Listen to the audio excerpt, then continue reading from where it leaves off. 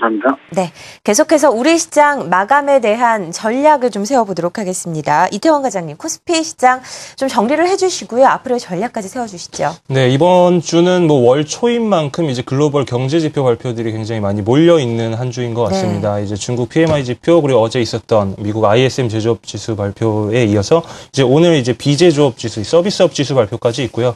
주 후반으로 가면 이제 가장 중요한 미국의 고용 지표 그리고 이제 실업률 같은 그런 부분들에 대한 지표 발표가 있기 때문에 이런 결과에 따라서 시장의 변동성은 어느 정도 있을 수 있다고 판단을 하고 있습니다. 하지만 현재 이 나오고 있는 조정 같은 부분이 이제 기술적인 조정 양상으로 지금 판단이 되고 있고요. 또 양호하게 이제 그 밸류에이션이 저평가되어 있는 섹터 쪽으로 수급이 들어오고 있는 모습이기 때문에 이러한 부분은 그렇게 우려를 하지 않아도 될 것 같습니다.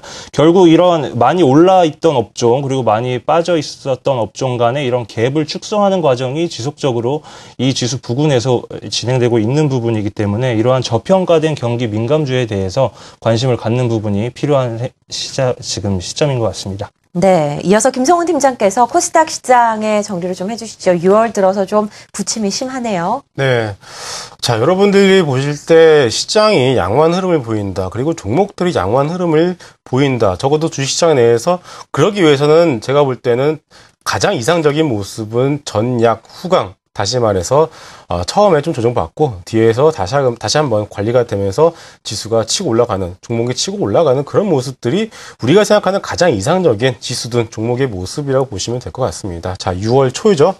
6월 초인데 그동안 많이 올랐던 이격도에 대한 부담 누구나 인정하고 있었던 부분이고요. 때마침 이제 일본 시장의 급락이 나왔고요. 그리고 이제 코스피 쪽에서요.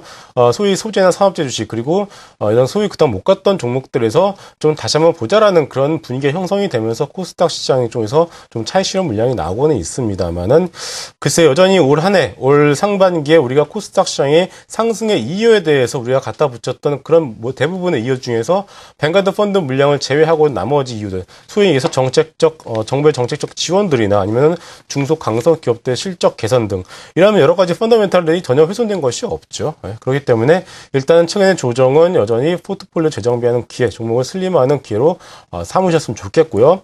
아직까지는 3분기 이런 소재나 사업재 주식에 대해서 시장 수익률을 상회하는 그런 뚜렷한 어떤 성과를 기대하기 어려운 만큼 여전히 중소형주에 대한 관심은 코스피 중소형주뿐만 아니라 코스닥 시장에 대한 관심은 지속적으로 가져가 보시는 것이 낫다라는 말씀 지속적으로 드리도록 하겠습니다. 네, 일단 코스닥의 현재 조정을 양호한 조정이라고 정의한 것부터가 좀 시각이 다른 것 같습니다. 일단 코스닥 시장에 아직도 불씨는 살아있다라고 보는 것이죠. 자, 하나투자증권 동대문 지점 이태원 과장, 코리안 인베스트먼트 김성훈 팀장과 함께 오늘 시장 자세하게 정리해봤습니다. 고맙습니다.